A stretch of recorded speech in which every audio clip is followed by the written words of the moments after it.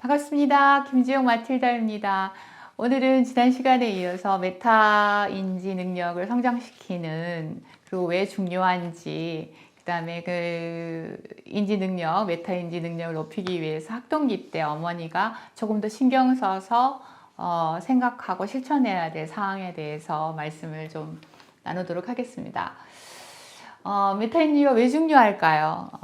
말씀드린 대로 사람은 좀 인지력은 좀 타고 태어나는 게 좀 있어요. 그래서 음악 능력이 우수한 아이가 있어요. 한 번 들으면 잊어버리지 않는 청음 능력이 정말 우수한 애가 있고, 그림 실력이 정말 훌륭한 아이도 있고, 언어 능력이 정말 좋아서 글을 정말 잘 쓰고, 어휘력이 굉장히 우수한 아이들 좀 따라가기가 참 어렵거든요. 근데 또 어떤 거는 굉장히 젬뱅이라고 할까, 또 약점을 좀 가진 아이들이 좀 있습니다. 하지만 메타인지는 발굴하면 발굴할수록 어디든지 이렇게 전이가 되기가 쉽고, 하나 배워두면 다른 일을 하는데도 이렇게 적용이 잘 된다고 그래요. 그래서 어릴 때부터 메타인지 능력을 키워놓은 아이들이 나중에 직업을 영위한다든지, 정말 엄마 생활, 엄마, 아빠 같은 부모 역할을 하는 데 있어서도, 어디에 무슨 일을 할 때도 훨씬 더 효과적이면서도 효력 있게 자기의 역할을 해낸다라는 것이 있기 때문에 훨씬 더 중요합니다. 그래서 메타 지식을 넓혀 나가야 되겠죠. 근데 사람은 참 다양하다. 예를 들어서 이 사람에게 칭찬하는 방법과 저 사람에게 칭찬하는 방법이 다를 수 있다라는 그 사람의 다양성들. 그다음에 이 전략이 지금은 굉장히 효과적이지만 다른 상황에서는 다른 전략이 훨씬 더 반대 전략이 더 효과적일 수 있다라는 이 다양성들도 이렇게 알아가면서 메타 경험을 많이 해보는 것이 중요합니다. 그래서 굉장히 고생스러웠지만 그 고생을 한번 해봄으로써 비슷한 고생이 왔을 때 그때 그 경험이 메타 능력이 이럴 땐 이렇게 했던 것이 훨씬 더 좋더라 라는 것들이 나에게 큰 어떤 그 가르침을 주잖아요. 마찬가지죠. 그래서 지식이 많으면, 다시 말하면 사람에 대해서 많이 알고 전략에 대해서 많이 알고, 그 다음에 이런저런 과제들을 많이 해보고 많은 것들의 과제들을 접하고 일을 했을 때 경험에 유리하고, 또 스스로 많이 경험을 해봤을 때 또 지식도 알게 됩니다. 사람이 이런 사람들도 있구나. 부자들은 이렇구나. 또 여자들은 또 이렇구나. 뭐 이런 것들이죠. 그래서 경험이라는 것은 실제 연습을 해보는 겁니다. 여기까지만 듣더라도 어머니들이 아실 수 있겠죠. 가능하면 어떻게 해요? 아이가 스스로 해볼 수 있도록. 아이가 스스로 자신의 약점을 눈으로 직면하게 하고, 어떡하지? 하고 굉장히 난감한 상황에 처해서 지가 이렇게든 저렇게든 막 헤매보도록 하는 것들. 그래서 조금 물러서서 크게 망가지지 않도록 이렇게 지지하도록 바라보면서 관심은 끄지 않더라도 처음부터 끝까지 더 효과적인 방법을 엄마가 다 해주다 보면 아이가 어떡하지 하는 일들이 없는 일은 이 세상에 있을 수가 없군요. 커서도 언제나 우리는 이건 나 처음인데 하는 일은 반드시 만날 수밖에 없을 때 우리는 당황하게 되고 실수하게 될 수밖에 없겠죠. 그랬을 때 우리는 자신을 파악하고 과제를 파악해서 일이 잘 안 될 때는 차선적인 것들을 조정을 하고요. 또 그 순간에 내가 준비한 대로 안 되면 분위기를 확 바꿔서 어쩔 수 없이 포기할 거 포기하고 변화를 시도해 가면서 성장을 해야 됩니다. 나를 버릴 거 버리고 그 다음에 얻을 거 얻고 하는 이런 것들이 이 메타인지의 중요성입니다. 그래서 말씀드렸죠. 자기를 모니터링하면서 나 어떻게 하고 있는지 내가 나를 봐야 됩니다. 요건 잘했구나. 요건 너무 내가 조금 파악을 이렇게 늦게 했네. 실수였어. 그 다음에 나 자신을 이렇게 표상화하고 나를 자꾸만 이렇게 교제화하면서 이런 것들은 뒤로 미루고 이런 것들은 취하고 이런 것들을 해가는 요 3가지의 연습 기간을 스스로 해보게 하고 질문하게 합니다. 이번에 네가 성적이 참 좋았는데 네 생각에는 어떤 게 가장 효과적이었던 것 같니? 뭐 이런 식으로 물어본다든지 어떻게 할 계획이니? 이건 왜 안 맞았다고 생각을 하니? 계획대로 안 됐던 거는 무슨 이유인 것 같니? 하니까 내가 이거 너무 얕잡아 봤어요. 나는 이걸 되게 잘하는 줄 알았는데 실제 하니까 그렇게 잘하는 편은 아니더라고요, 엄마.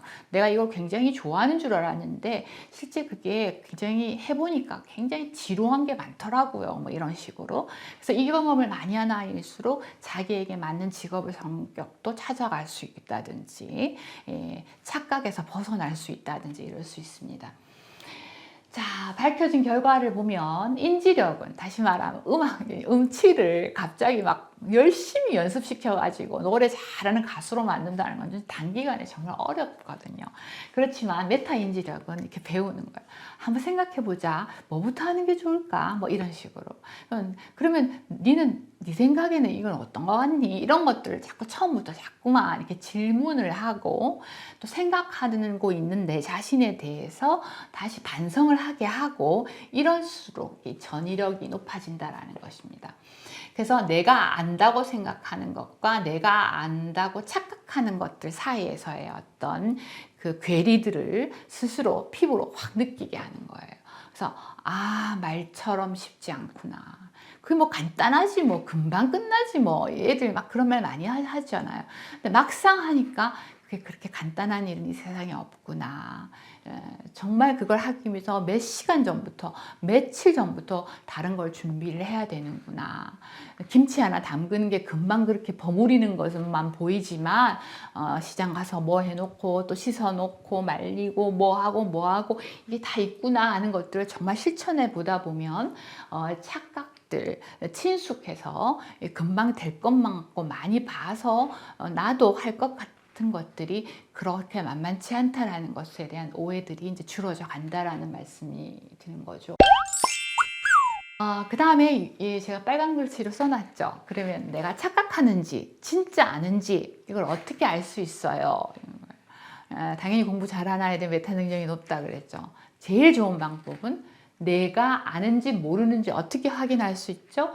내가 말을 해보는 거예요. 사람 앞에서 말하는 거예요. 그래서 뭔가 내가 하는 말이 무슨 말인지도 모르겠다. 모르는 거예요. 그래서 내가 하는 말을 남이 알아들을 수 있고 내가 하는 말에 대해서 자신 있게 내가 어휘를 선택할 수 있다면 내가 정말 아는 거예요.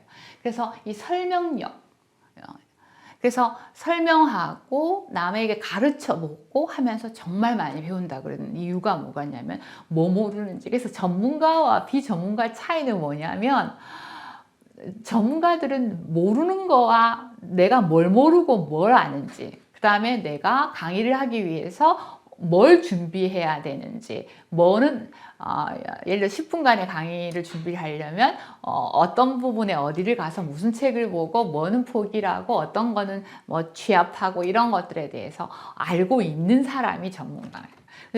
비전문가들은 내가 질문을 하려 해도 뭘 모르는지를 몰라서 질문을 못하는 상황들이 벌어집니다. 뭘 알아야 질문을 하죠. 이런 말을 우리가 하잖아요. 그죠?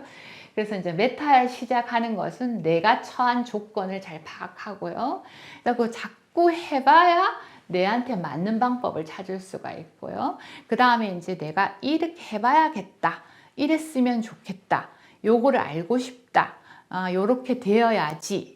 나의 꿈이라든지 목표라든지 이런 것이 있어서 요렇게 하고 싶다라고 하는 것들을 꿈을 꿔야 요래도 해보고 그래서 요게 안 되구나. 아유 실패하네. 또 요래 해볼까? 그럼 요렇게 하면 요거는 그거보다는 조금 더 효과적이지만 그래도 안 되네. 그럼 요 3번째 방법은 또 되겠나? 이런 식으로 이제 자꾸 결합을 해보고 또 실패를 해보면서 그러면서 조금씩 나아지고 개선하고 또 이런 것들은 요건 또 이러면서 요건 좋구나. 다음에 했던 요건 요였어야 됐네. 이런 식으로 뭐 하나 얻어가는 게 있죠.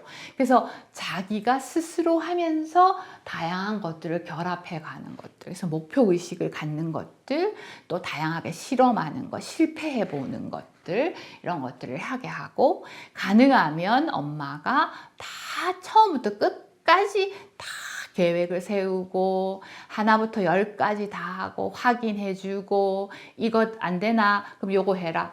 이제 A 끝났나? 그럼 B 해라. 이렇게 하는 요즘에 엄마들 그런 게 왜냐면 시간이 애들이 너무 없으니까 이거 다음에 끝나면 30분 남았으면 요거 하고 요거 끝난 다음에 요게 됐으면 요거 하고 이런 식으로 모든 스케줄을 모니터링 해주고 감독하고 코칭하고 이런 게 엄마 역할이 되는 경우가 너무 많은데 그러다 보니까 아이들이 시키는 거는 잘하는데 뭘 해야 될지를 몰라요.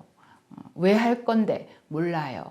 뭐 하고 싶은데 몰라요. 이런 말들 우리나라 애들이 외국 애들보다 많이 하는 이유가 이 메타를 누릴 수 있는 기회를 많이 못하기 때문입니다. 왜냐하면 시간을 절약하려고 엄마가 대신 해주고 완성해 주는 경우가 너무 많기 때문이죠.